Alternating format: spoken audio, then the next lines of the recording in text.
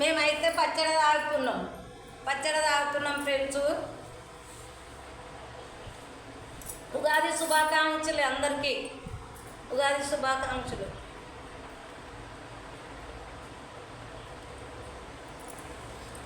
చిన్నప్పుడు మా అమ్మకి ఇట్లా ఏం చేసేది, మా ఊళ్ళో ఇప్ప చెట్లు ఉండేది.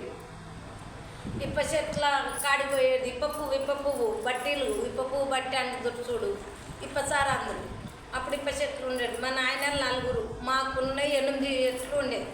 మంచికి ఒక చెట్టే ఉండేది. నలుగురు అయితే మంచికి 2 చెట్లు ఉండేది.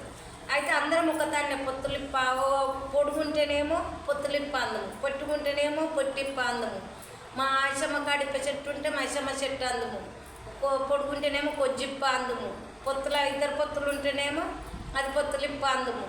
అట్లా అని మా పెదనాయన కొడుకు, ఇంకో పెదనాయన కొడుకు, చిన్నాయన బిడ్డ, నేను ఇట్లా ఇప్పకు వేరేనికి పోదుము.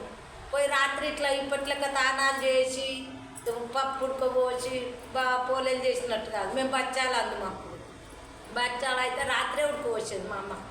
రాత్రి ఉడకపోసి 2 గంటల వరకు బచ్చాలు చేసేది. బచ్చాలు తినంది మేము పని పోమన్నాం. నేను పప్పు వేరతానికి పోదు, బచ్చాలు తింటేనే పోతా అంటే రాత్రి చేసేది. రాత్రి చేసిపోయేటప్పుడు టిఫిన్లో టిఫిన్లో ఒక టిఫిన్లో అన్నం పెట్టేది, ఒక టిఫిన్లో బచ్చాలు పెట్టేది. పోయి 8-9 దానికి ఏడు మబ్బుల 4 గంటలకే పోదుము పప్పు వేరనికి. 4 గంటలకు పోయి పప్పు వేరుకొని 8-9 గంటలకు తినేది.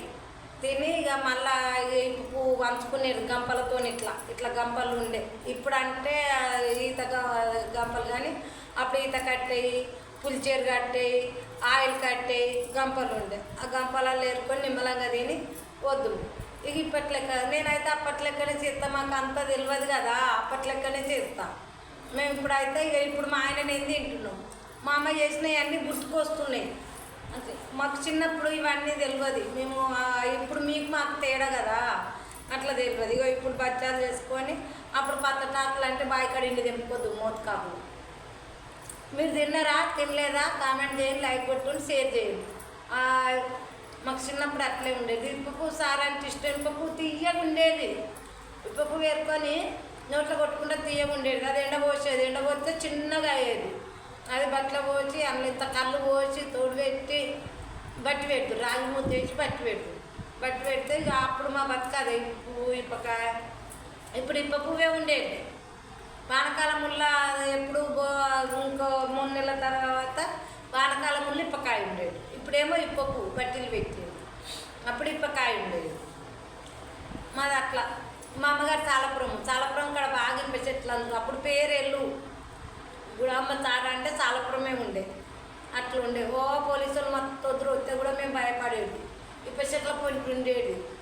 ఇప్ప చెట్లు అప్పుడు ఇవ్వలే మనకు పొద్దు. ఇప్పుడు ఏరి వంగలేక ఏరలేక ఇప్ప చెట్లు అన్నీ కొట్టేసుకుని అయినా ఇప్పుడు ఎక్కువసారి ఎవరు తాగుతారు?